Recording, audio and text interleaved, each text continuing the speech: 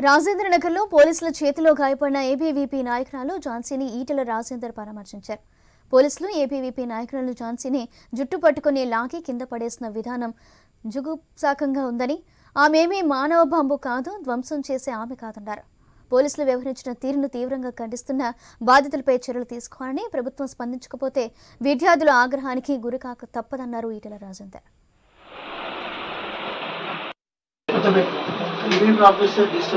తర్వాత ఇప్పుడు మనం సంఘానికి సంబంధించినటువంటి మల్కాజ్గిరిలో ఆవాసం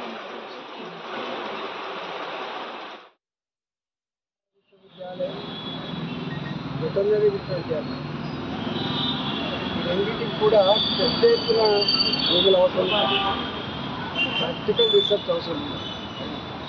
అలాంటి రాజేంద్ర నగర్ వ్యవసాయ విశ్వవిద్యాలయం 50 ఎకరాల భూమిని హైకోర్టు పలకటి చేసింది.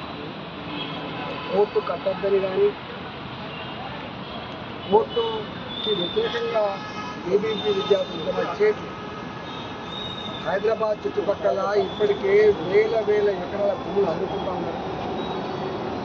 ఈ హైదరాబాద్లో అమ్ముకోవడానికి భూములు వస్తున్నాయి కానీ కోర్టు కట్టడానికి రాజేంద్ర విశ్వవిద్యాలయ భూములే కావాలా అని చెప్పి ఏబీవీపీ ఆధ్వర్యంలో మా విశ్వవిద్యాలయ జోలికి రాకండి, మా భూములు దించుకోకండి, ఫర్దర్గా ఎక్స్పాండ్ అయ్యేటువంటి